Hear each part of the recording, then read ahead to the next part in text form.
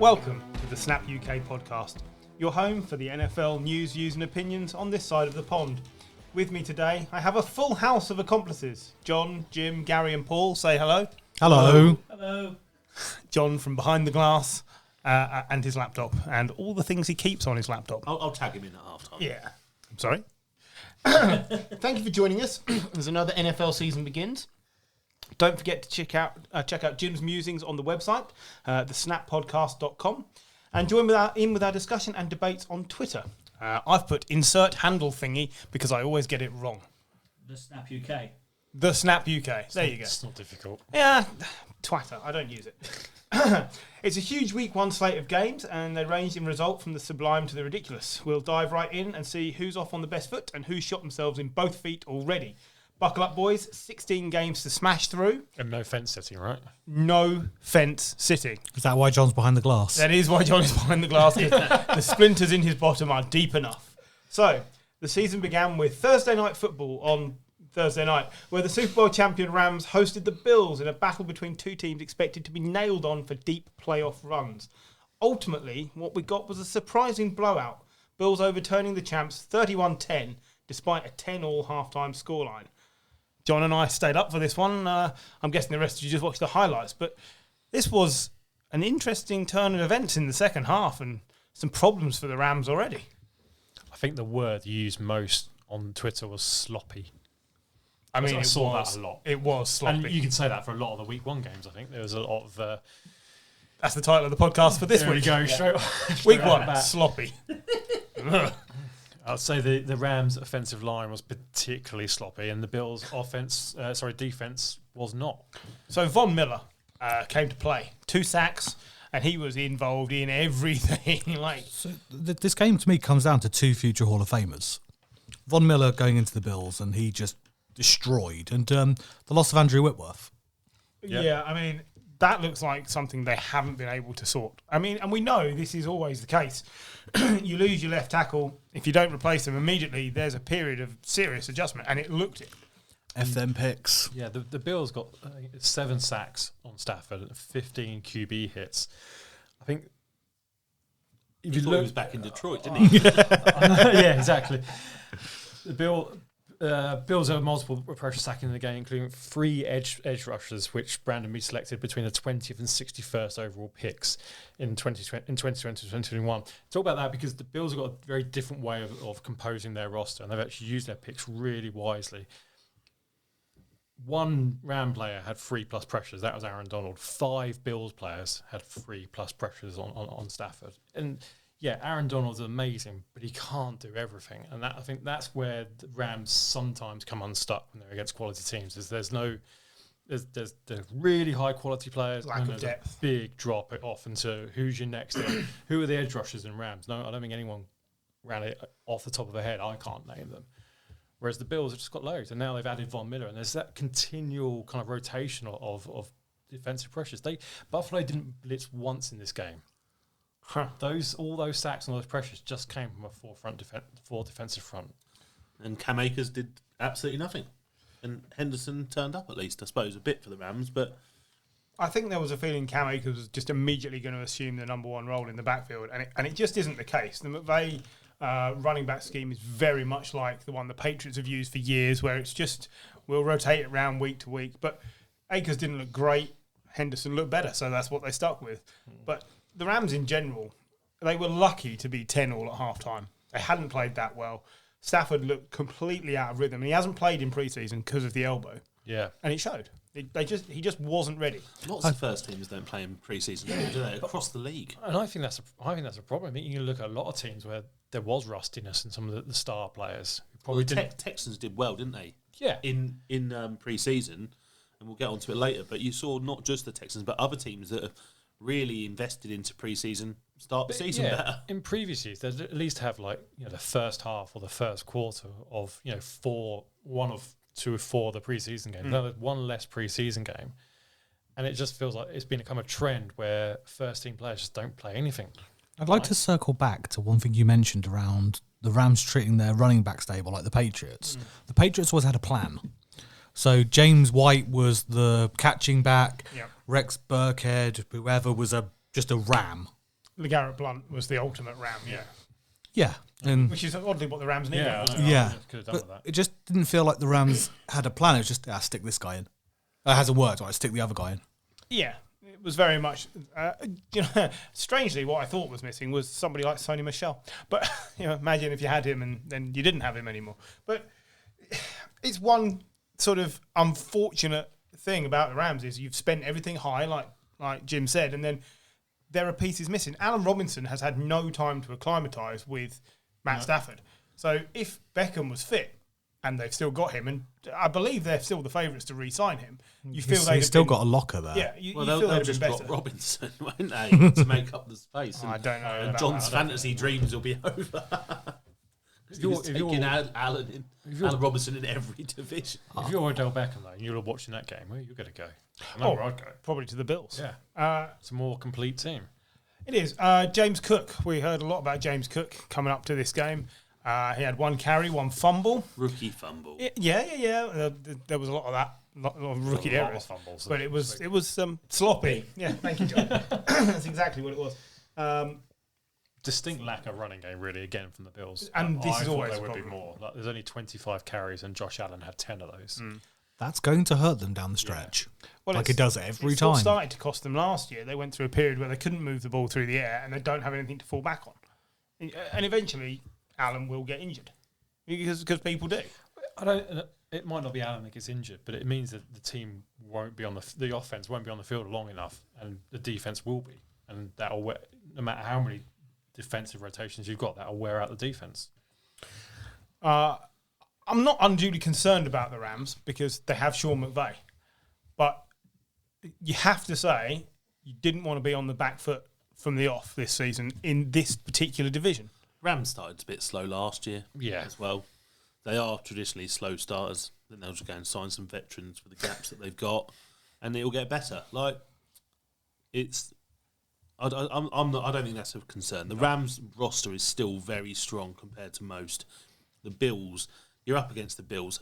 Most of us pick them to win the Super Bowl. This was my pick for the Super Bowl. Literally, matchup. everyone in NFL media have picked the Bills to win. They just look so. Von Miller could be the difference for them, and if they can get anything out of their trio of running backs, then you can't see many gaps. The tight end maybe a little bit, but again, Dawson Knox. He was was okay. new contract. Yeah, he was okay. He didn't do much this week, but he's fine. They If like his Allen- blocking though as Yeah. well. Like he's there to open the holes for Allen.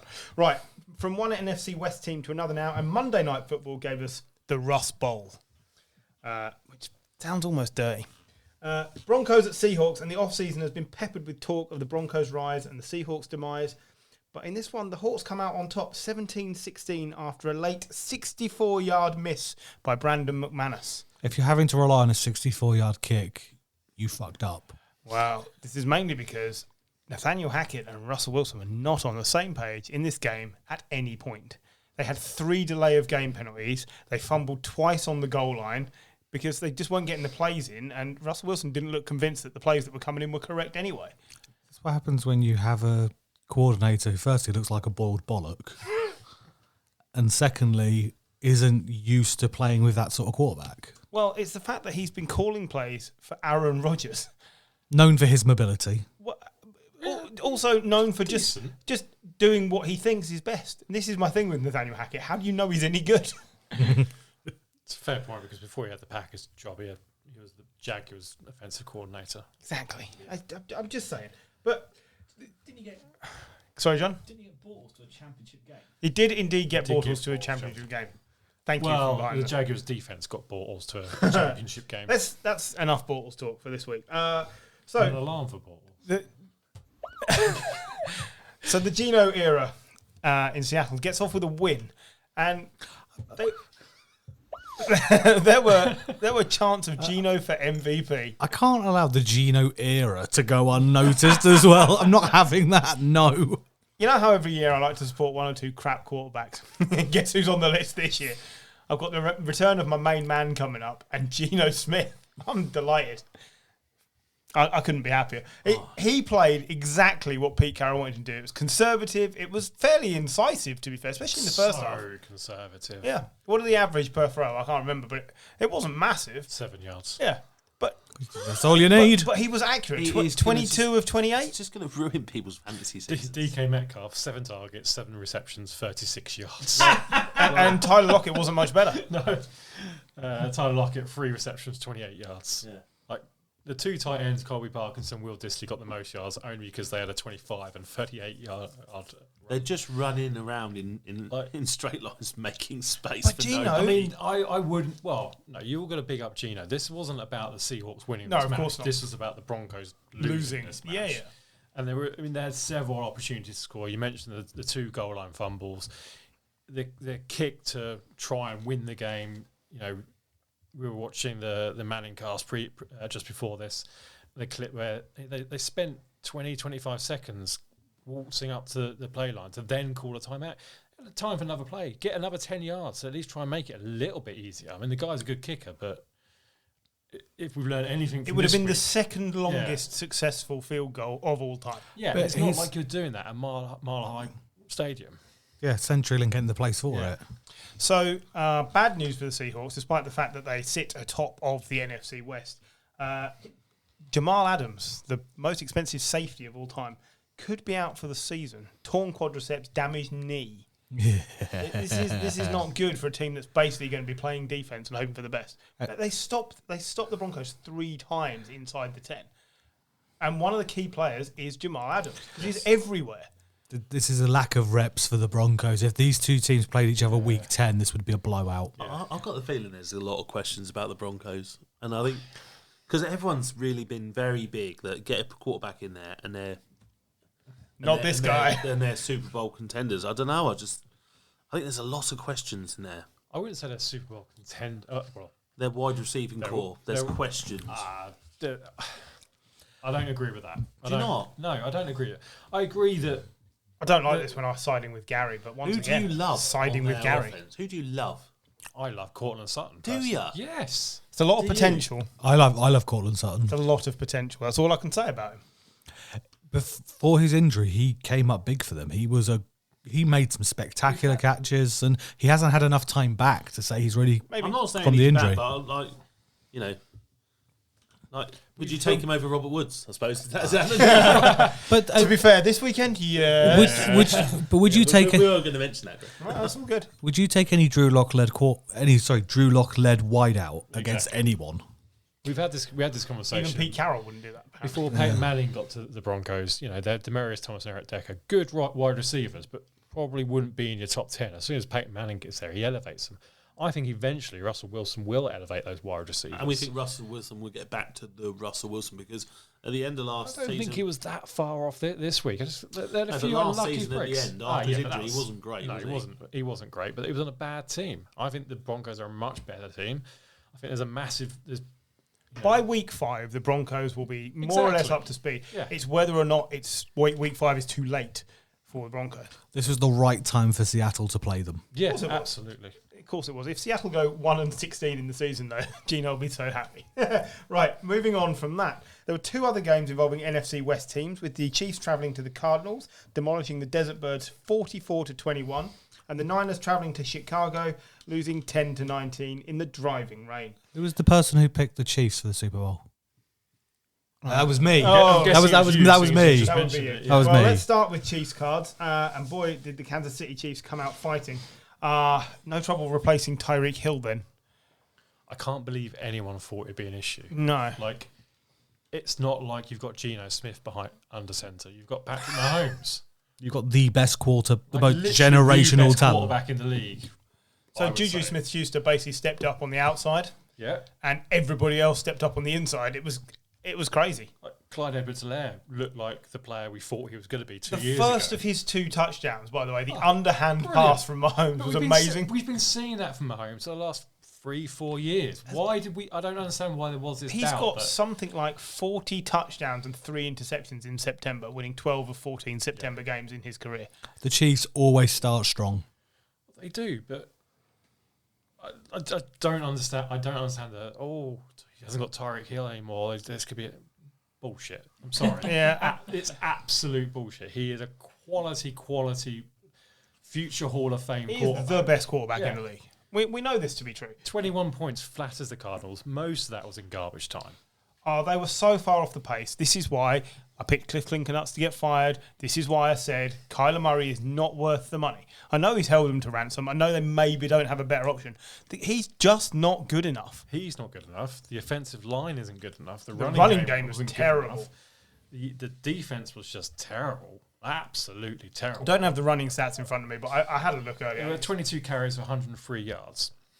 And what did Connor get? He's supposed to be leading. Connor had 10 carries for 26 yards. Yeah, 2.6 yards. Connor did not lead that. He He was the touchdown. Yeah, he was. I had him in fantasy, and all he did was just score me 12 points with 30 yards and a touchdown every week. Oh, you must be gutted.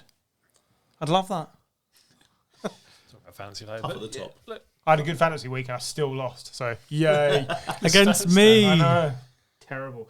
Yeah, I mean, look, the Chiefs were likely to win this game anyway, but just by this much, that highlights for me how far the Cardinals are off the pace. yeah. Do you want to know who had the most reception yards for Arizona? It was a guy whose name I've never heard called before. Yeah.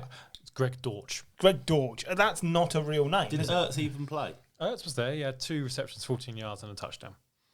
Greg Dortch. Jimmy Graham style stats. Yeah, Yeah. exactly. I mean, you've got no DeAndre Hopkins, Rondale Moore. Got injured. Basically, no Like, D-Hop, no cards. Yeah, Marquise Brown's there, but you know, I don't rate him when he was at the Ravens. I don't know They why played they together traded in college, didn't they?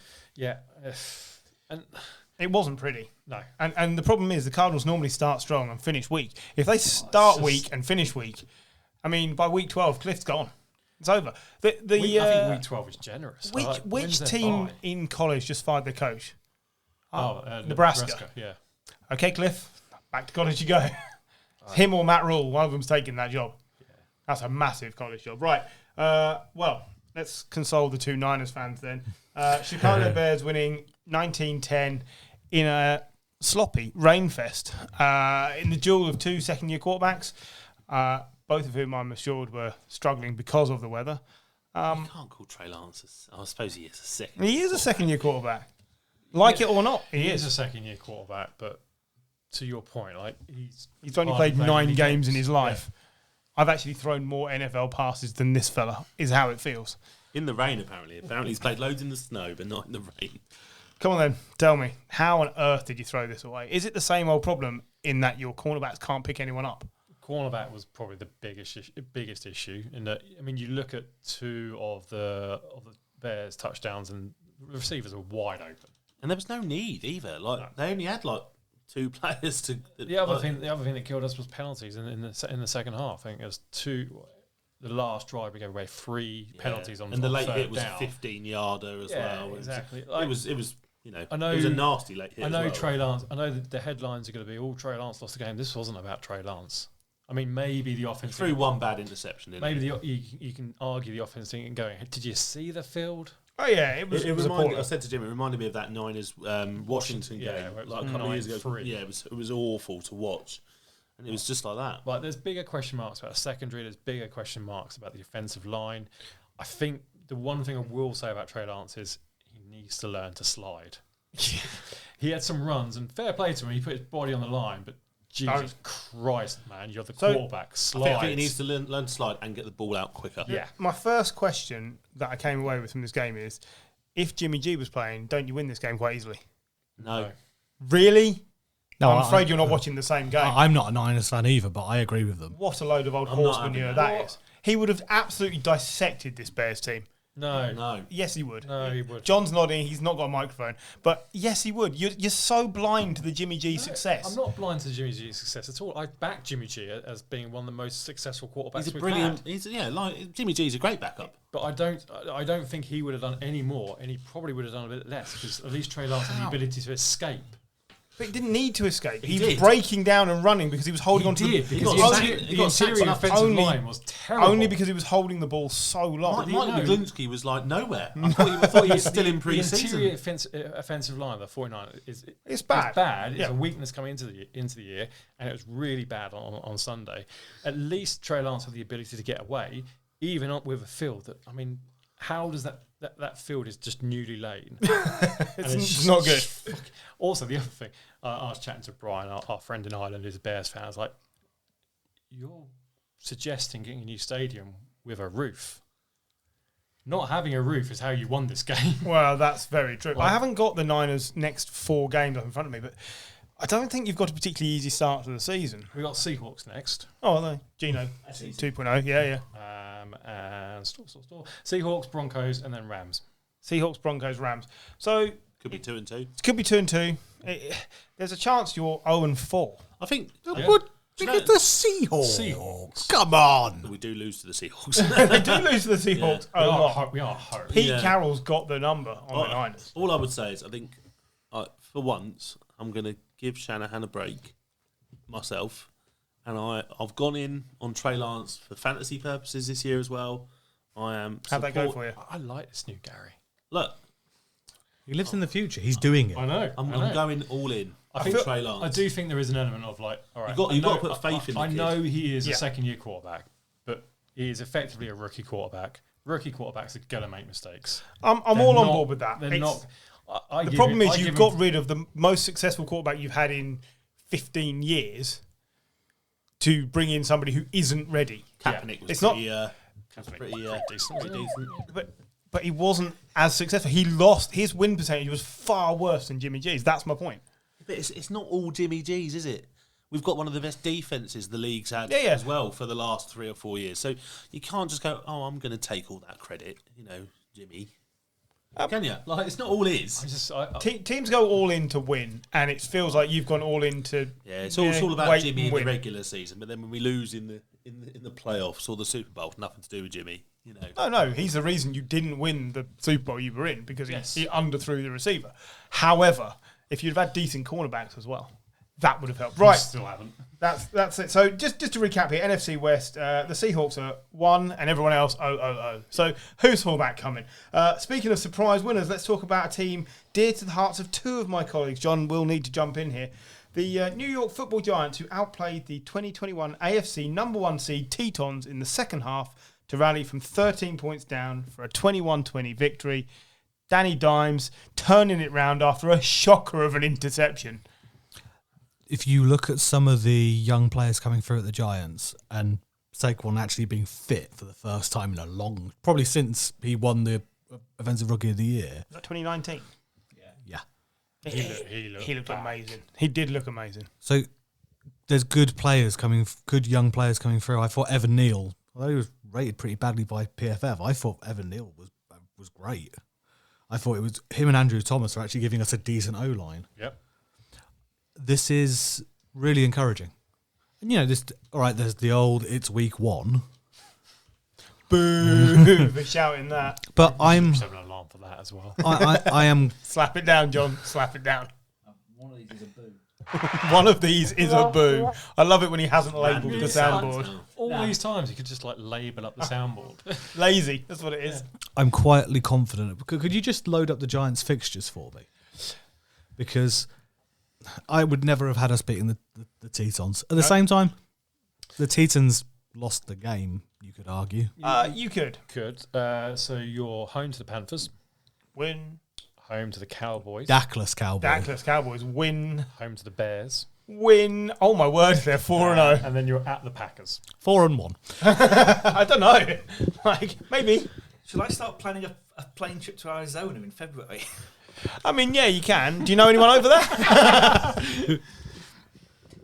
It reminds me of, I don't want to use the Todd Bowl Jets.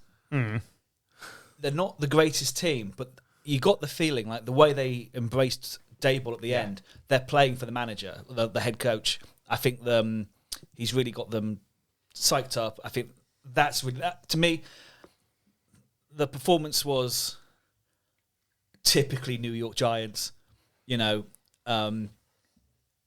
we've sort of realised that the Titans, if you don't give Henry the ball, What did he get? 82 rushing yards. Yep. Derrick Henry. You more or less bottled him up as well as anyone else had done. I mean, there was a highlight play tackle. the Crowder hit on him was beautiful, And that's Mr. Irrelevant.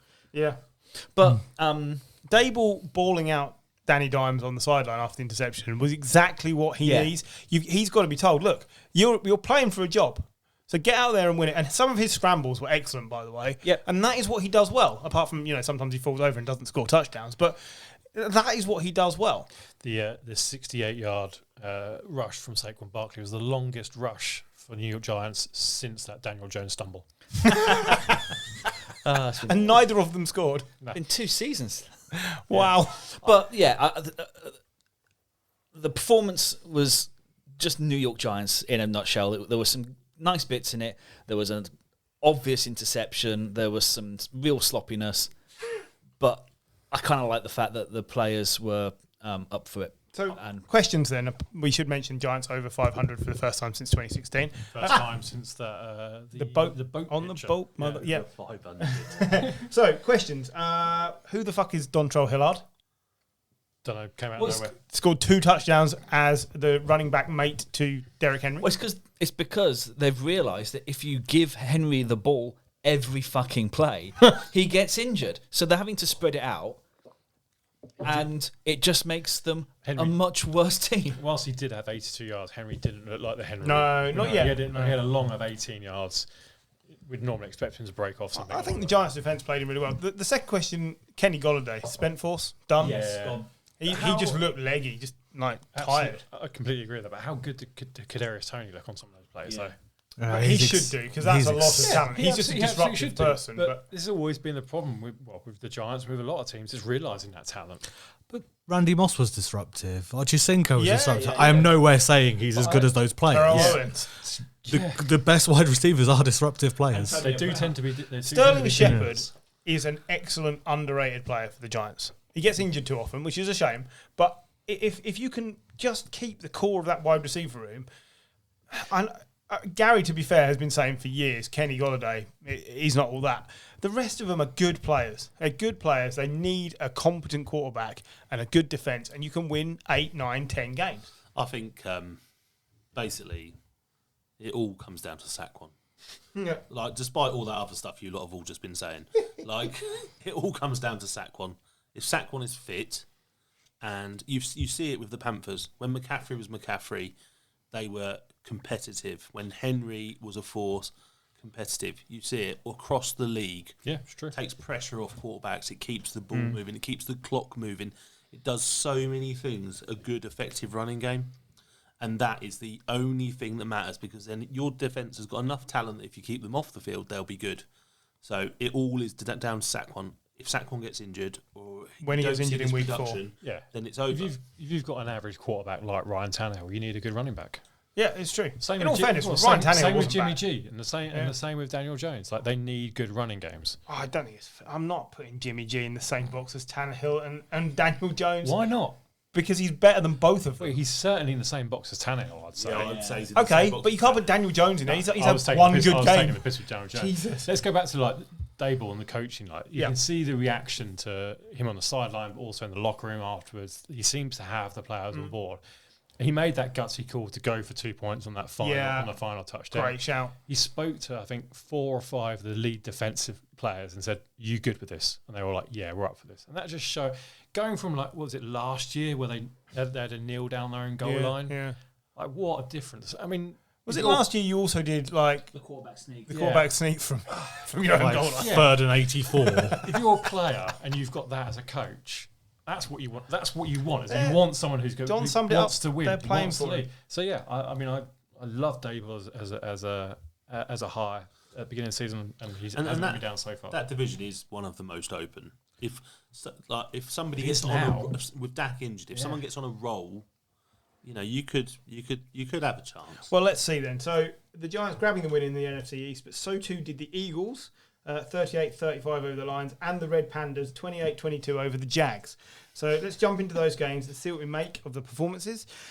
Eagles-Lions first. Close scoreline in the end, but really, the Eagles were by far the better team.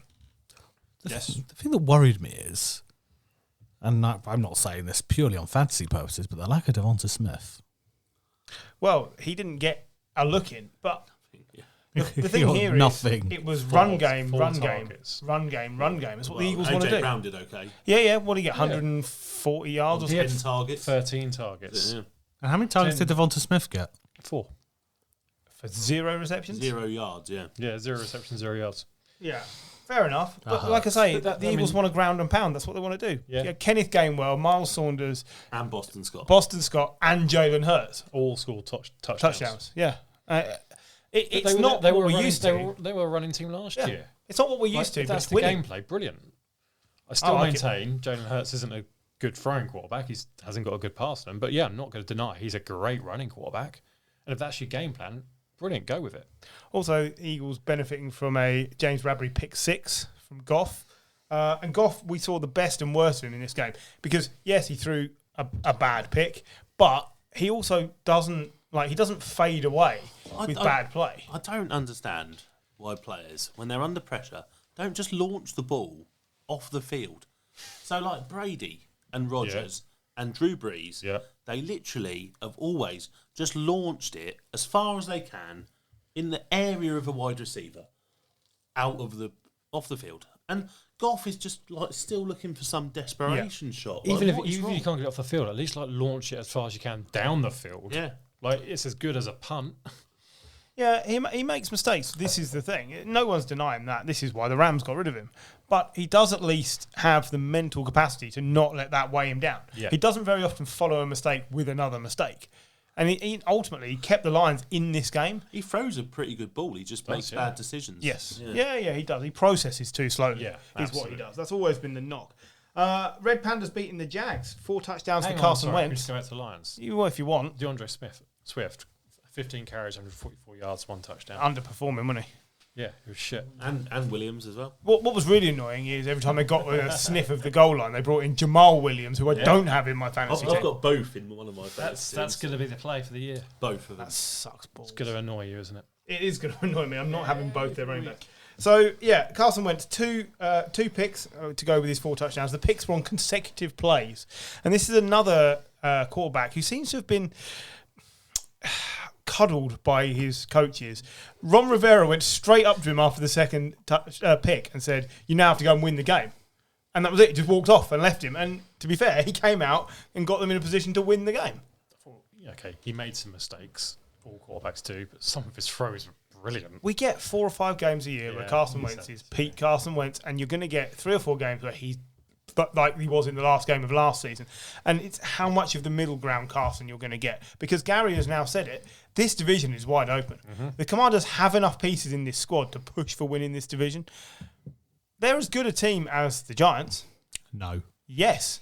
The team is as good. No. Did you see Juan Dotson and Terry McLaurin? Dotson looks like a hell of That's a player. better than anything you've And got in your wide receiver I've been cabinet. big on Antonio Gibson all off season. Yep. Curtis, the wideout room is good. I've always been a fan of Curtis Samuel. He's a decent 2 or 3. Oh, well, I said it in my preview, didn't I? If you look at the Pandas roster, they're starting. They've missed a trick, haven't they? They really I have. like Red Pandas. Yeah, Red Pandas. Their starting roster is stronger than the Giants. I think the Giants might have slightly more depth, but their actual, if they can keep them fit, they are very good. I'm with Gary again. This is uncomfortable, but I'm with Gary again. I think he's spot on. Gary's a dick. And like it or not, and we don't like it, but on their best day, Carson Wentz is the best fit quarterback in this division. Oh, but everybody's on their day. best day, Nathan Peterman could be a good quarterback. No, he's not. On his best day, Nathan Peterman is no better a quarterback than you are. And you're rubbish. If Dak at full fitness is better. Yeah, that's what I mean. He's not currently fit. No. So at the moment, it's Wentz. And they've got a chance. They've got a really good head coach who is now in charge of everything, I think. Like, the Schneiders are not doing anything. So apart from not persuading them to pick a better name, like Red Pandas, Ron Rivera's got a free reign. I don't think they're going to get rid of him. I think he's there, and I think he's got a very long leash, and he's allowed to do as he pleases.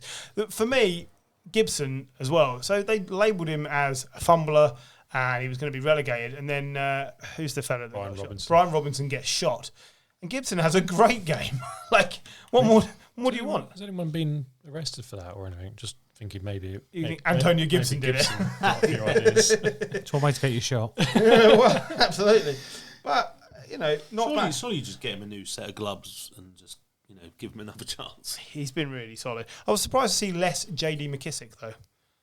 I'm not, if Gibson's playing as well as that. But last year, the two of them together combined really well. Yeah, but only because I think McKissick's just more about Gibson making mistakes. So he came in as the relief. We all need relief. Absolutely. Travis Etienne's drop. I know It's costly, wasn't it? it was costly because he was marching into the end zone. Well, yeah, but James Robinson, I think they're going to share duties there. Yeah, that's a shared backfield, and so it should be. Robinson's been excellent. Yeah. Etienne's unproven. He looks to have all the talent you could want. He looked so good. He was getting open, but dropped the ball, and that's what cost him. You said before we started, Trevor Lawrence didn't look that great. I thought he was fine. I thought he looked compared to this time as last good as he year. did, if not better than the end of last Yeah. year. So, like, he's still improving. And for me, they've still made the best coaching hire possible. Yeah. I really think they've I done mean, well. I would argue that Trevor Lawrence is a rookie quarterback as well after last year. Oh, I don't know about that. That's a harsh argument. No, he spent a year in the mire. A year with Urban Meyer. Oh, really? God's sake. Imagine this time He last did year play, we were just... though. He I did mean, play on but the the- field. but the He thing, did play, but the overarching thing with me for this is the Jags should have won this. Yes, they should. Yep. But you couldn't say that at very many points last season. No. We were No. laughing ourselves silly last year. They were competitive. I This- think if the Jags go into finish every game where they're within a score or they're competitive, that for me they could lose. They could go 0-17. But if you look at the results and they're in every game, you was can a close- take a progress It out was of a that. close game between Yeah. two bottom 10 teams. Yeah, absolutely. So it doesn't really tell you very much, does it? Like I say, it's mostly relevant because of what the NFC East has now become. Yeah. In the NFC East, that leaves us the Cowboys. Now we've mentioned this already, but we'll lean towards our midway break here with the Tampa Bay Buccaneers at the Dallas Cowboys. Same old Brady and Bucks clamping down on the Cowboys and throttling them 19-3. But the main talking point, apart from how poor the Cowboys were, is the fact that Dak is out for 4 to 6 weeks. 4 if you listen to Jerry Jones, 8 if you listen to anyone else, and 6 if you go down the middle, with what is effectively a broken thumb. He bounced it off someone's helmet. We've all done it. And his backup is Cooper Rush. Now, we've said before, teams with bad backups struggle. I mean, it's almost like you haven't planned for the eventuality of a man whose ankle was facing the wrong way 18 months ago. It's very strange. A team that's willing to spend money, not willing to spend it there. I just think this. They've made some odd decisions, like And the Amari Cooper the trade. Amari Cooper trade Madness. and not bringing in anyone else to play wide receiver alongside CeeDee Lamb. Like the defense letting Randy Gregory leave the building and not really replacing him. It's just Jerry Jones like. What did you see anything positive out of the Cowboys? No.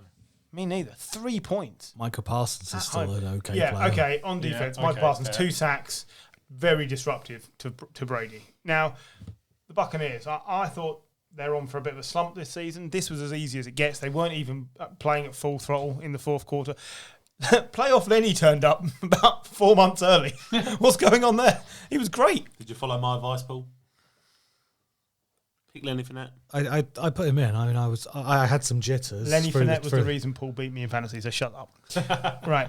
But he was excellent. And he basically took the pressure off of Brady when Parsons and that were bearing down. Devontae Adams is the reason I beat you in fantasy.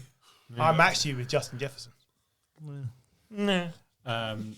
Julio Jones looked good as well. Now, wasn't it? I've actually put this is the only one I've put in capitals on the list. Julio is back I didn't because even read that. this is exactly what the Bucks want him to do: turn up for half a dozen plays Run into the middle of the field, Yeah. 10 yards away. and out jump someone. Yeah. He had 2 rushing attempts as well, 17 yards. He Yeah. took the pressure off of Brady.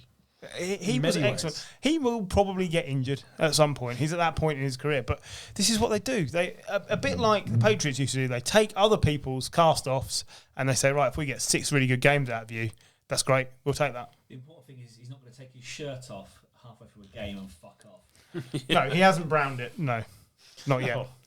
Is that not a thing? not in football, no. It's for you. Hi, Paul.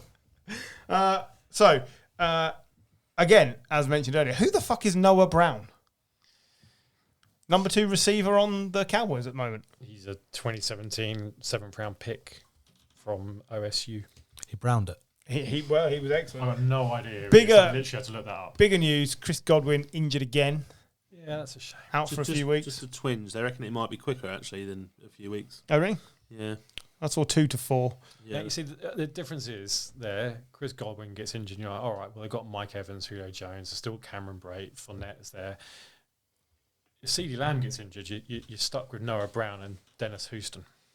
Who? Yeah, exactly. Dalton Schultz is doing his standard business. And Simi Fahuko. I'm sorry, what? You've got what? Simi Fahuko. Bless you. To be fair, Godwin was back way earlier than most people thought he would be from his ACL. So sometimes you find when they have one injury, they come back and pick up a slightly different one just because of the rehab and stuff they do. Yeah, I think you'll just see him with a couple of niggly injuries and then he'll be back. I mean, Dak Prescott's out for 6 years. If Dak Prescott misses 6 weeks, the Cowboys don't win this division. No. They've got nothing. I'll be surprised if they win more than one game without him. Their run of games. So let's say he's out for 6 weeks. Bengals, Giants, Commanders, Rams, Eagles, Lions. They might win one. One of those. Cooper Rush, they won't win any. That's a tough run, and you're playing all three of your division. Yeah, that's what I mean. They'll be so far behind. And then if it's 2 more extra weeks, you're against the Bears and the Packers. So they might win 2, maybe. Probably none. Like they realistically could be 0-8. That's not too much to say. I do not think that. I think there's 3 winnable games. But there's nothing on offense. 3. Lions, Bears. Lions, Bears. They're playing the Pandas. Yeah. Well, they can beat the Pandas. They could beat the Red Tails. With Dak Prescott, I'd say, right, they're in the shout. A, that was a pathetic performance. And B, they haven't got Dak Prescott. And their offensive line's terrible. I still think they can beat the Pandas. You got the Giants as well? Yeah. Mick McCarthy's getting the sack. Divisional Bastard. games, all sorts of things happen in divisional games. They could easily be 4-4. You're hyping it up. They're not winning. That's week 1. They're not winning 3 games. That's taking us to a break.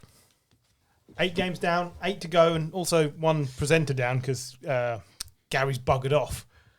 So, with the Bucks winning, what could we see from their NFC South rivals? 2 of them faced off with former first-round picks in 2015, Jameis LaSick Winston and Marcus Superman Mariota at the helm. This one was a squeaker, but in the end, Saints triumphed 27-26 over the Falcons. Some comeback by LaSick Jameis in the final. Yeah, squeaker. Squeaky bomb time. Okay.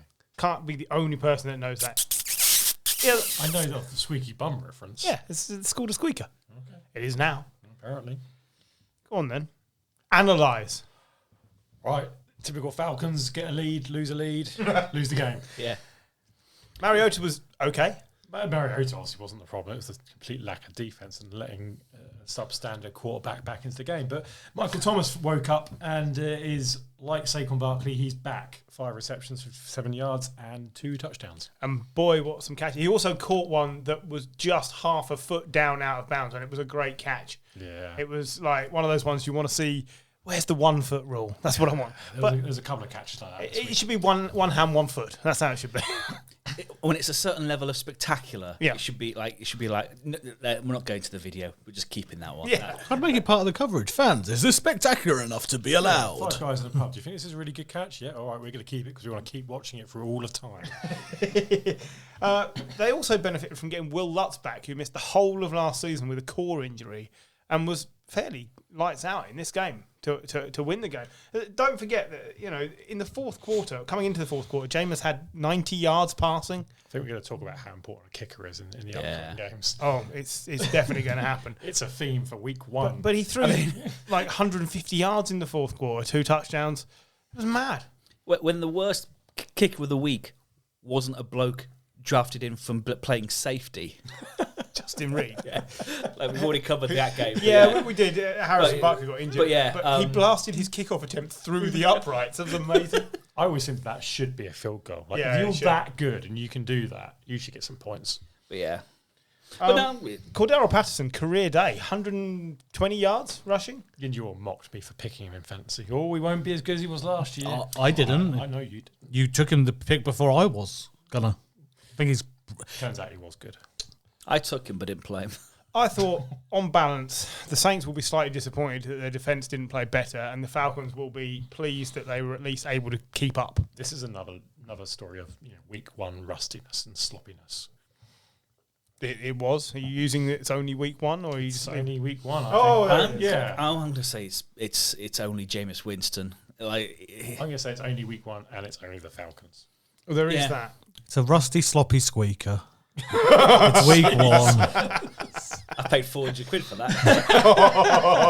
I think when you look at the Saints on paper, this is scary when they get organised.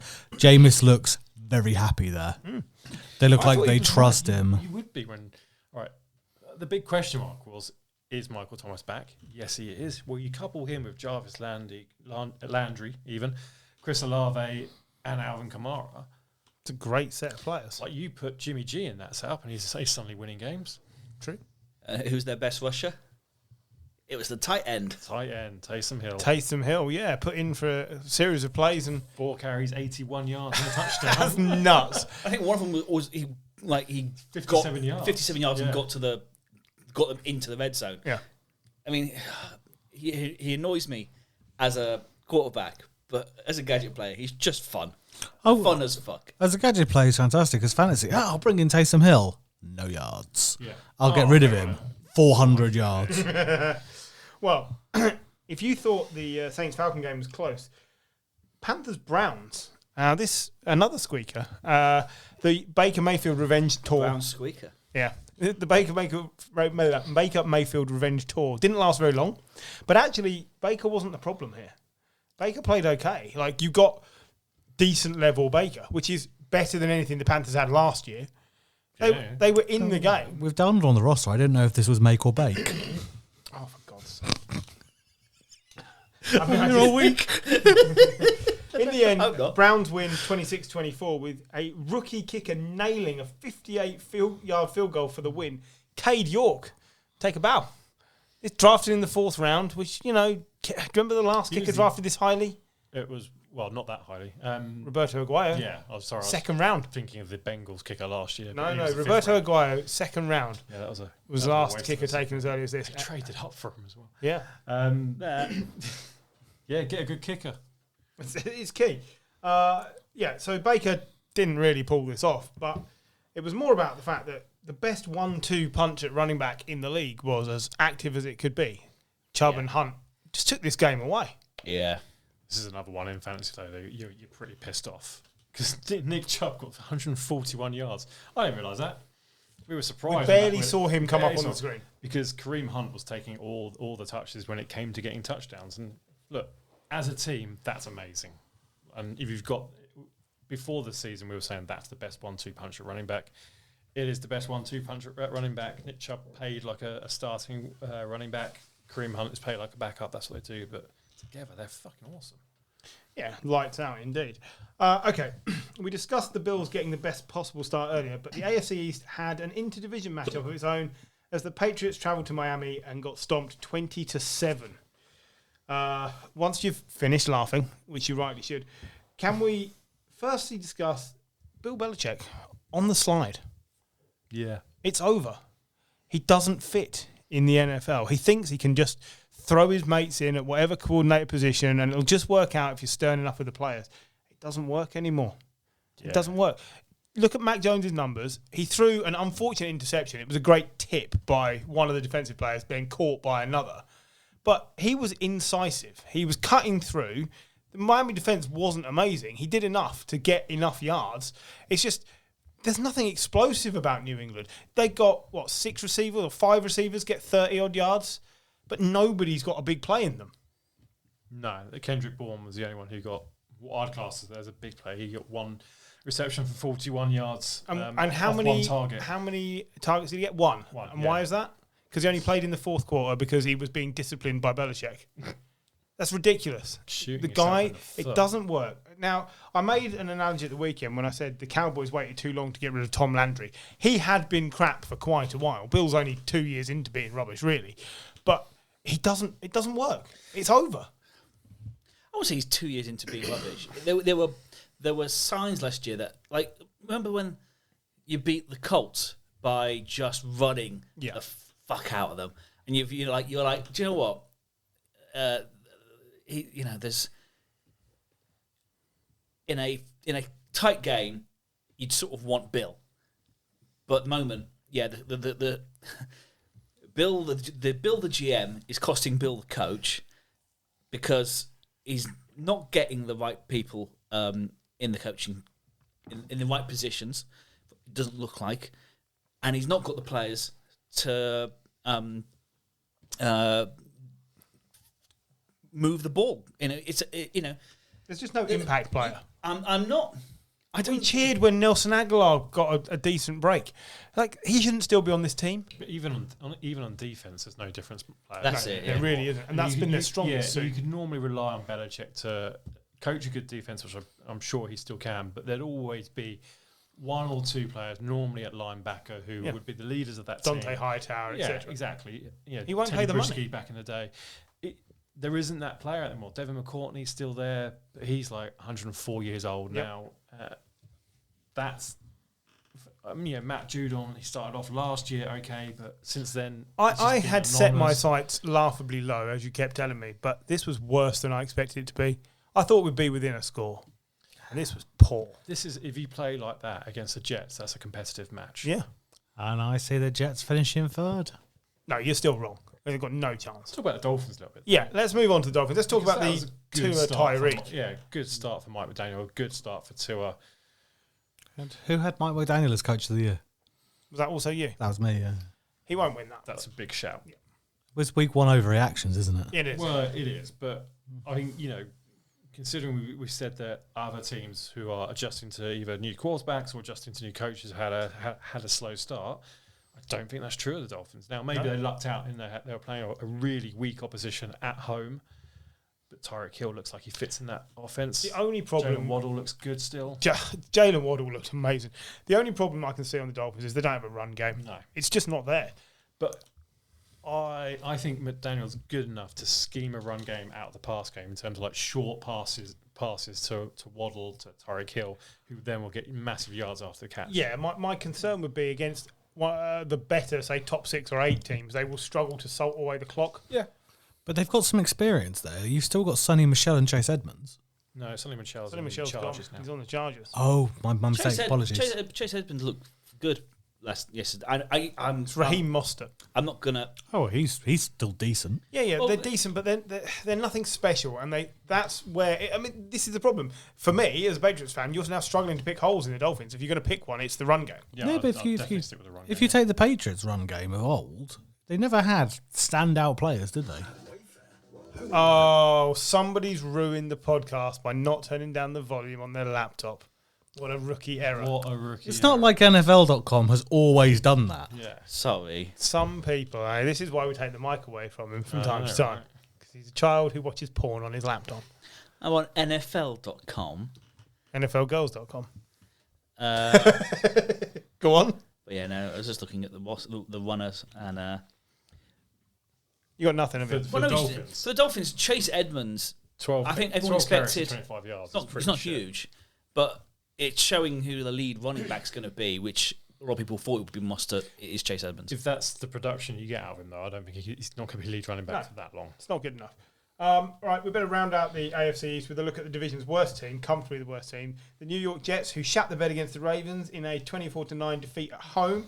And Joe Flacco threw the most passes he's thrown in a game since 2014. When your team doesn't have a left tackle, when your starting left tackle gets injured, the replacement left tackle you bring in gets injured, you're screwed. Yeah, especially when your quarterback can't move more than 2 yards in any one direction. He's like the king in chess.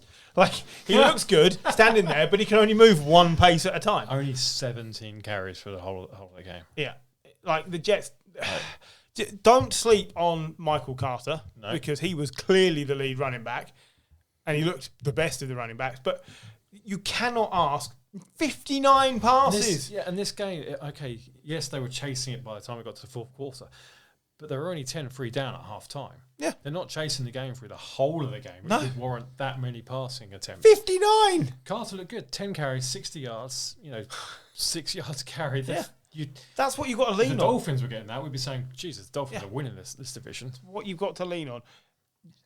The second most successful rusher with no yards was Joe Flacco. Exactly. It's like... it's unfortunate that Zach Wilson's gotten injured, but come on. You've got to do better than this. The Ravens basically didn't get out of third gear in this game. They really didn't have to try that hard. A team that's you're used to seeing them, I think did they break the record for most 100-yard rushing games? Yes. Last year. They only had 21 carries in total themselves. Yeah, because it Because they didn't didn't have to need do anything. Lamar Jackson reportedly turned down $250 million contract. Not enough guarantee. Not enough guarantee is what he's saying. He's worth every penny. He's the anti-Kyler. I mean, All he does is win. yeah, I can't. He's worth every penny of a $250 million contract. Whether he's worth every penny of that 100% guaranteed. No, Given his playing style. The thing is, the market is skewed, isn't it? Because of Dickhead's contract is an outlier. Like, But you've got a big contract pool. Murray, Russell Wilson. That's where the market is. There's an outlier in Deshaun Watson. Lamar Jackson shouldn't be doing that. The Ravens aren't a franchise that are going to bow to that either. There's a very realistic chance he doesn't play for them next year. Or He'll they'll play on the franchise tag, him. but yeah, there's a realistic chance that in 2-3 years' time he's not there. That's scary, but very true in the modern world. Also dangerous for him to be playing on the last year of a deal Yes, with his style. that's the risk you take on last year deals or on the franchise tag because suddenly. The Ravens injury bug struck again. Yep. Fuller out for the season, torn ACL. yeah, How many ACLs have they had go on that team in the last 2 years? 5? Break. 6? Well, the 49ers a couple of years back. But that's still a decent cornerback room, even with Kyle Fuller gone. Oh yeah, absolutely. Yeah, I think the scary thing is like you start to get you get one and then you're like shit. If we lose another one, we're fucked again. Adding to my list of who the fuck is that guy, Devin Duvernay. I think that's a little bit unfair. Third round pick last year.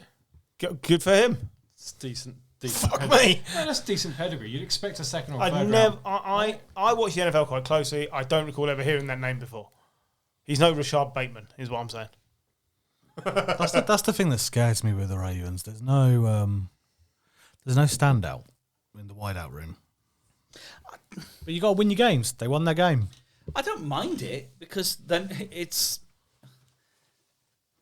you know what they're going to do.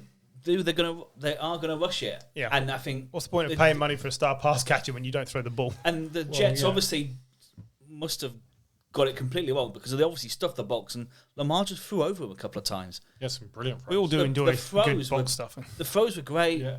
There was some like the no look one. Like if Mahomes does that is the thing, but it was brilliant.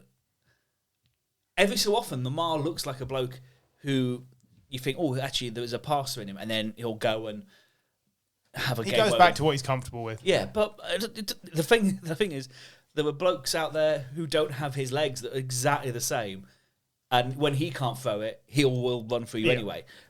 He's brilliant. He's worth all the money that whoever pays him will pay him. But it's Unlike and the he's got Ravens. Gus the Bus coming back in a couple of weeks as well. And that's J.K. Dobbins fit. Yeah, Yeah, Dobbins missed out at the last minute, really. They decided not to play him. I think that's safe. Yeah, one absolutely. of my rookies to watch as I likely the tight end. 4 targets, no receptions. Strong. Yeah, strong. We're watching him very closely. Right, we already know the Super Bowl champs lost, but what are the title runners up? Well, the Bengals hosted the Steelers on Sunday, and this one was wild. Steelers take it 23-20 in overtime after Burrow has his worst pro game. Yeah, worst game.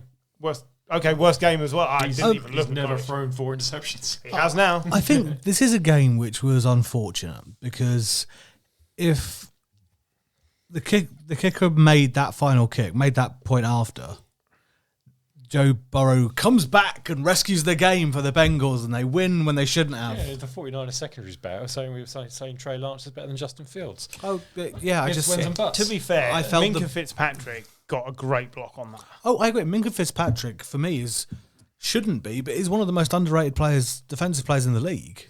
you're relying on a kick to win the game with a backup snapper. Yeah, it's a backup tight end doing the Yeah, snapping. like it. It was high. All of it looked, them's the breaks. But yeah, Well, in overtime as well, both kickers missed. Evan McPherson missed, and then Chris Boswell, who's just been given $1 billion contract, hit the noise when he hit. Satisfying. That post It is really still was. rattling. And I know you appreciate my picture of Doink the Clown. I did. It was that you do not get to break that reference out very often. I still feel well done to the Steelers, but for me, the Bengals lost this. yeah. Oh, 100%. But That's what the Steelers do. But like we did say with the Rams, where Stafford hadn't played, Burrow hasn't played. He has appendicitis all off season. He's not played, and it looked it. And the connection with Jamar Chase was still excellent, but there were definitely some complexities missing. He wasn't the same player we saw at the end of last season. It will take 2 or 3 weeks. That's fine. Steelers, they won, but was it worth it to lose TJ Watt? Who could, he apparently has torn his pec, but he could be back at training tomorrow if you hear some things. I've seen 4 to 6 weeks still. Let's be at best optimistic. 4 weeks. Let's say 4 weeks. He put a GIF up on Twitter of the Terminator. I'll be back. Okay, so he's confident of playing this season. Yes. Or he's got laser eyes. Well, he's just a big fan of the Terminator franchise. He's just chasing a boy. He was epic again. His next tweet was asking where James Conner was. Weird. Very, very strange. That's a deviation I did not expect to get to. TJ Watt being out is massive. It's great for me because the Patriots are playing the Steelers next week. But Doesn't matter. there's still enough quality in that Steelers defense. 100% agree. Yeah. But the offense was woeful. Yeah. Wasn't good. They had short field so many times. Mitch Trubisky, what did he get, 140 yards? He got 194 I've yards. outdone him. But Yeah. the Steelers got 13 first downs to the Bengals 32. Yeah. Like, they couldn't hold on to the ball at all. They couldn't score. Najee Harris got injured as well. Najee Harris got injured, although apparently he's meant to be back in week 2. It wasn't an impressive win. It was just an entertaining win. Yeah. But that's a Mike Tomlin win. Yes, yeah, absolutely. And see, Mike Tomlin evolves with the league, and this is the difference between him and Belichick. Belichick says this is my way or the highway. Tomlin has evolved with the crazy players and the way games have to be played, and now he's taken a average at best quarterback and is still winning games. To be fair, he didn't make any mistakes as such. No, Trubisky didn't was throw any fine. interceptions. It's like having Alex Smith. Only had 1 sack, given how bad that offensive line That's a is. fair analogy, Paul, yeah? It's Game like man- having Alex Smith, game manager. Game manager, yeah. And it worked. Yeah. And if you take away Najee Harris from that team, there is no other rusher. It's not like, you lose Kamara, you got Ingram. No. They their best rusher was Chase Claypool with 36 yards. There's nothing behind it, which That's a concern. it's a concern. Like before, like they used to have Benny Snell. Benny Snell Benny Snell. and James Conner. Schnell, faster. But yeah, they need to. I mean, Is that one of John's films? Benny Schnell. I mean, Le'Veon Bell's available. And it's great at punching people in the face. He's a knockout. He's a yeah. But yeah, Brings a man to his it knees. doesn't help. They're just going to get better. I think as well, just in terms of there were some drops by the wideouts for Pittsburgh as well. Well, yeah. As well, the decision not to challenge the Jamar Chase touchdown because that was a touchdown, and they didn't challenge it, and that would have given them another 2 minutes. They not only didn't challenge it, they rushed up to the line to get the next play off. Yeah. It was bizarre. There were also in this game 2 catches which weren't catches, which should have been catches because they were spectacular. There was a Jamar Chase one and a Deontay Johnson one. Yeah, they were both very good. So Le'Veon Bell, are you suggesting he beat Peterson harder than a child in the Peterson household? Basically, the people cheering most for Le'Veon Bell's knockout were Peterson's children. It's not funny. Moving on. Las Vegas Raiders made one of the biggest off-season moves when they signed Devontae Adams, and his first game as a Raider came against the LA Chargers. Derek Carr and Justin Herbert looking to duel it out, and it was close, but in the end, Chargers prevailed 19-24. The Chargers' pass rush was incredible. Yeah. Khalil Mack. Yes, please. Did you have 3 sacks in the game? Yep, 3 sacks. And 4 QB hits, but I did think the Chargers were going to charge it up this game. Yeah. Oh, absolutely. We all thought they were charging up. Very happy they didn't, and I hope that it's a sign of things to come. They forced Derek Carr into yeah. some bad throws. 2 passing touchdowns, but 3 interceptions for Derek Carr. Yeah, and I think maybe that could be the difference this year in that they have got a defense that can legitimately attack the quarterback. Like Joey Bosa and Khalil Mack. On paper, that should be an amazing pass rush. but it does seem like it is an amazing pass rush. Saying that, the Raiders' offensive line, we know it was dodgy. They let Alec Leatherwood go, like a lot. At least if you've got him as an option, because it didn't look good.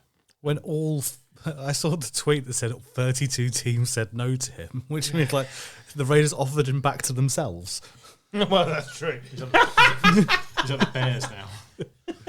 The other one was the Saskatchewan Roughriders. Even they said no. Easy for you to say.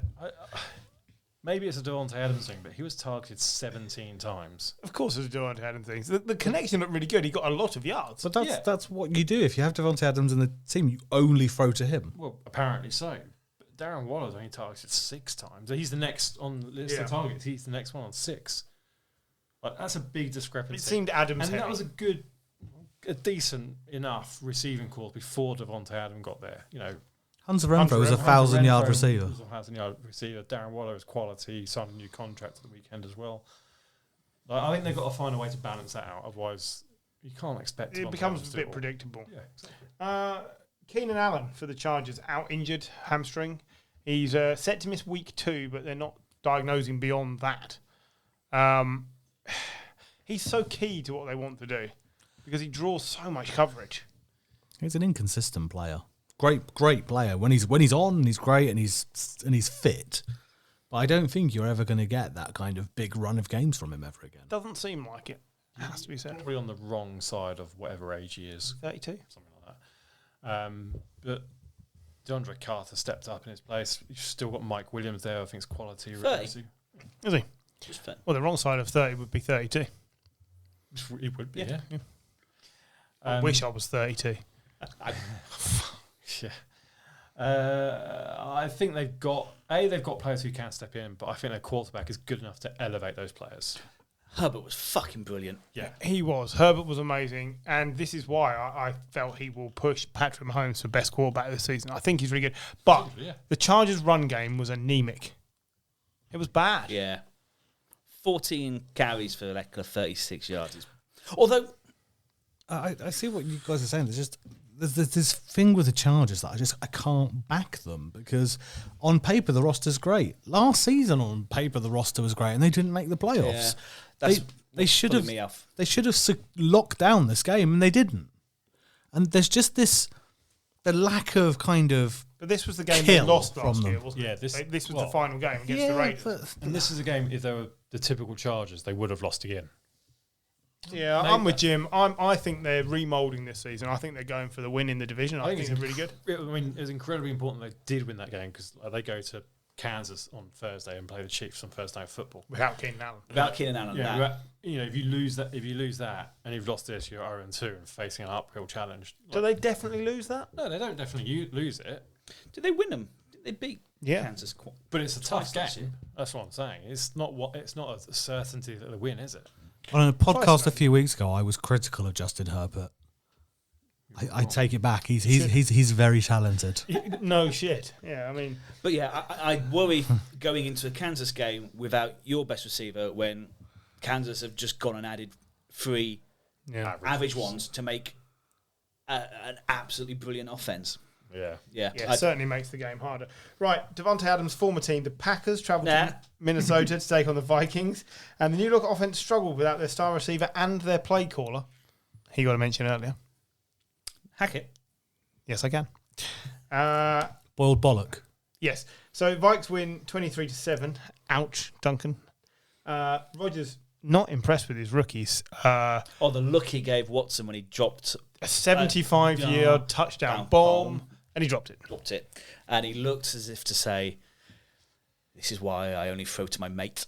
But at the same time, the separation he got looked phenomenal. And the problem was, from that moment, Aaron Rodgers didn't look like he was winning this game because he just was having a hissy fit. This is always the knock on him. Standard Aaron Rodgers. I mean, weren't they already behind in the game anyway? Because the Vikings were straight out the blocks and they scored on their first possession, didn't they? The Vikings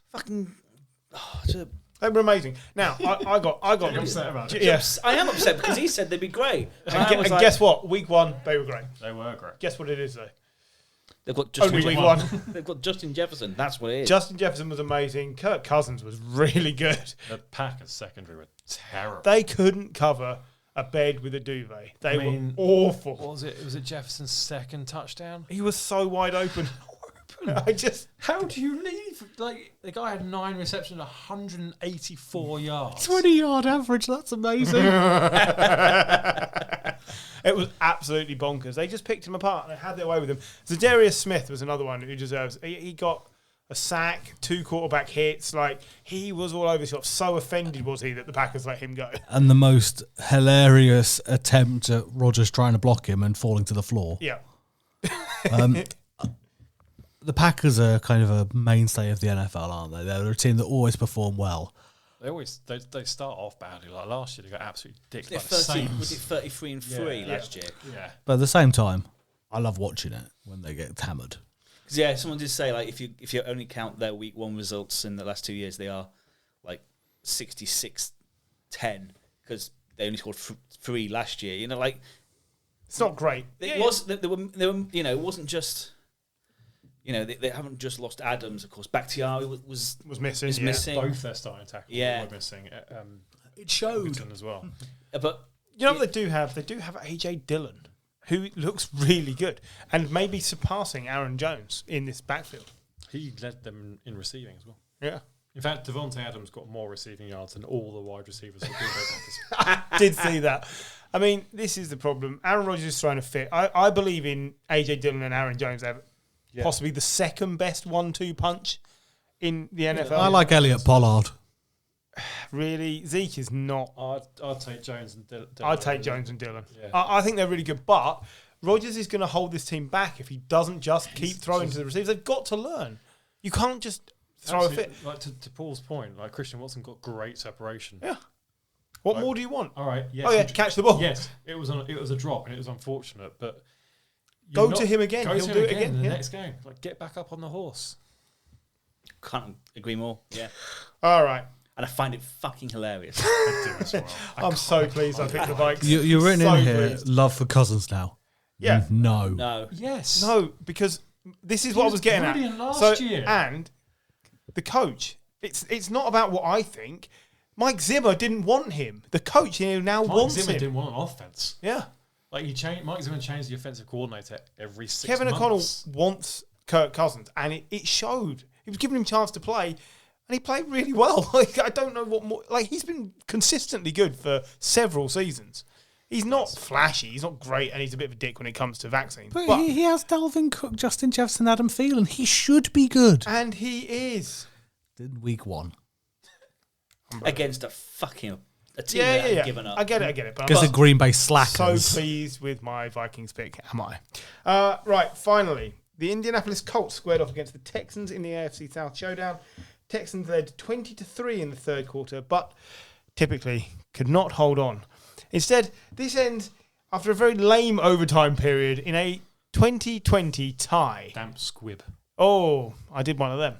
Why did you end the game? Why did you end our why did you game fuck review off with this this one? Because wet fart? because I just couldn't shoehorn it in anywhere else. I was so disgusted with the fact that with the opportunity to take another play and try and get within field goal range, Lovie Smith opted to punt the ball. He was on like 4th and 2 at midfield, and he just punted the ball in overtime.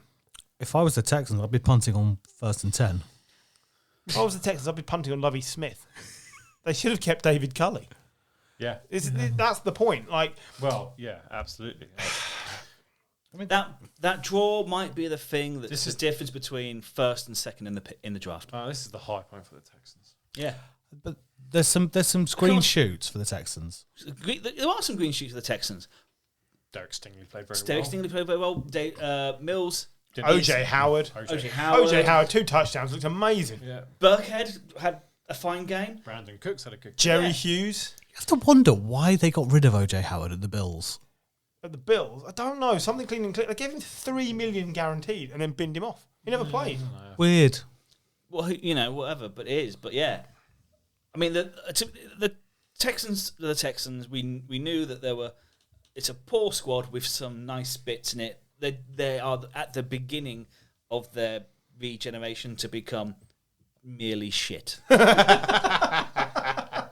The Colts That's funny because it's true. Colts should have expected so much more. appalling. The defense wasn't great in the first half. Defense was a Matt Ryan took a long time to get going. well. We joked that which is worse, the Colts offense or the defense on Twitter, and the next thing that happened was they fucked up a kick, and you're like, oh no, maybe the special teams is worse than both of them. Wow. We also joked that suddenly Carson Wentz was playing brilliantly and Matt Ryan was looking very average at best. Yeah, in the end, Matt Ryan came up trumps and played very well in the final quarter. But back to your kicking comment. So today we discovered Rodrigo Blankenship, the bespectacled hero of kickers, released by the Colts. Yeah. He missed Goodbye, sweet prince. a 50-yard field goal. He missed a 40-yard field goal, 40-yard field goal. but he also kicked 2 kickoffs out of touch. And I feel like we do. Kickers get a hard time, but it's not forgivable. He missed a couple of important kicks at the end of last year as well. Did he play at the end of last year? I thought they didn't bring him back. He was missing. He got injured a hip, and I do. You got to wonder, is that? Well, they didn't bring him back. They Mike Badgley played for them. Yeah, he didn't come back when he was supposedly fit, and I think there's a problem there. Steve will be happy because they brought in Chase McLaughlin, so he can sign a Chase to his fantasy team. Excellent stuff. But Matt Ryan to Pittman looked good. That was a good connection. Pittman had a good game. Pittman had a great. People doubting him, but 121 yards and a touchdown. Wide receiver one performance. That's what you need from Matt Ryan. That's why you bring in Matt Ryan. Yeah, absolutely. I'm still doubting him, but he's literally all they have. Let's see. Well, consistently. Taylor was unstoppable. Yeah, As ever. I mean, They just gave a massive contract to Quentin Nelson, so yeah, and this is why, because he That's why, creates yeah. massive holes. So, really, it's like that look, I just don't need that look. That is your week 1 slate wrapped up. Now, in conjunction with a soon-to-be joining sponsor, Toot Sweet, I need a quick discussion about our sweetest play of the week. So I'd like to begin. Go for gold. So the sweetest play of the week for me was the 2-point conversion from the Giants. It won the game. It was unexpected. The Giants were offensive. For me, that was sweet as a Giants fan. Such a massive homer. slightly Yeah. biased, yeah. So which 49ers play did you pick, Jim? Did enjoy some of the sacks from Nick Bosa. But I'm going to go for the interception by TJ Watt. Just instinctive play from a magnificent player. John? I'm going for the Minka Fitzpatrick field goal block. Right at the end. That's a tough one. So, Mike, do you want to pick? Well, I know you might have a choice yourself. I was going to side with Jim and nominate TJ Watt, but I have to say I've forgotten how crucial the block was by Minka Fitzpatrick. And actually, you don't see enough of them anymore. Now you can't leap the line. And so I'm going to take Minka Fitzpatrick for getting the smallest of fingertips on the blocked PAT, which allowed the Steelers to eventually win the game. That is the sweetest play of the week. And I'm sad that I've taken over the Giants winning. I'm always happy when defense wins these things. Yeah, no, yeah. I said Minka Fitzpatrick's one of the most underrated defensive players in the league. I've noted down here a do your job moment. There was a couple of reasons. All kickers. Yeah, well, first All the kickers that made their kicks. Yeah. Well, what this started as is I haven't seen this, but we were told there was an illegal toweling penalty in the Niners-Bears game where... What I've seen is they're lining up for the kick and you just see a towel, like randomly, and the ref notices and floats the flag. It was the holder brought it on and he tried to towel down the pitch. Yeah. He was trying to make it less wet. You're not going to do that with a towel. It seemed like they were literally going at half time with big squishies trying to get the water out of it, which kept falling. Have you seen the meme of the guy with the popcorn in the stand? Yeah, that's amazing. Well, do you remember? Just never heard of illegal use of a towel. It's like he was flossing mid-game. Not in NFL. I remember in niche reference here. Rory Delap in Yes. So there we go. Now. They stopped. It was they stopped. They made it illegal for the ball boys to hand him a towel to dry the ball to throw in. So they gave. I think it was one of the right backs, which would be closest to where he was going to be. The right back and the left back had to wear. They wore a toweled shirt underneath their kit, so that when they got a throw in, they'd run up and let Rory Delap rob the ball off their shirt. Amazing. I think this original rule came about because I think the Patriots used to bring on almost like a snowplow to get rid of snow for their kickers to then be able to kick the ball. So that would be illegal ploughing. Yeah, which so is I think what it's, Sean Watson got done for. Might be No, that was illegal toweling as well. Somebody should have run in and thrown a flag. That would have been amazing. Oh, I'm glad we flag ended would have been on bigger that. than his towel. Paul, you want to resurrect the Cleveland Frowns? I wanted to thumb in some terrible puns. Go for gold. It's what you do best. Yay. We've mentioned it earlier, but for me, I'm actually going against Lamar Jackson here. Go on. It's for the style of play he has, to not, if you're offered $250 million, regardless of the structure, $250 million for a team that has essentially built itself around you, for a franchise that's built itself around you, sees you as the future for it, gets pieces in for you, a city that's completely taking you to your heart, and then you go, I might just take the tag and go and see what my options are. You're not going to get 250 million. I'm sorry. There's not a team that's built to just have him come in and get that level of success from day one. True. Yeah, that's fair. So for me, that's Lamar of the deal. Any more? You begged for this feature to come back. I'm not a big fan of the Baltimore Ravens, but for me, I was incredulous with rage, just thinking, well, why? How? Everything is set up for you to be successful there. You have been successful there. You've been an MVP there. What would make you say no to $250 million? Especially when the whole team is built around you as well. Is it not the thought of $255 million? Well, At what point does it just become pointless? but we've seen, like, with negotiations last year. But you saw negotiations last year. TJ Watt got to the point of saying to his agent, this is enough. Yeah. Sign the deal. I just get the feeling there might be some issues with Lamar of the deal here. Did you know, Honestly, stop. with that contract, you could buy 833 recurring million Freddos. Why? I know I took the wrong career. Just looked it up. Any other news, gentlemen? Before I retire Paul's segment. Freddos are 30p. I've seen them much higher with inflation's coming down. So it's really nice to see football back. And one of the my favourite things was the Cowboys fans booing Dak for being injured. Welcome back, football. On that note, seems like a fair place to sign off. So thank you very much for listening. We'll be back next week for week 2's action.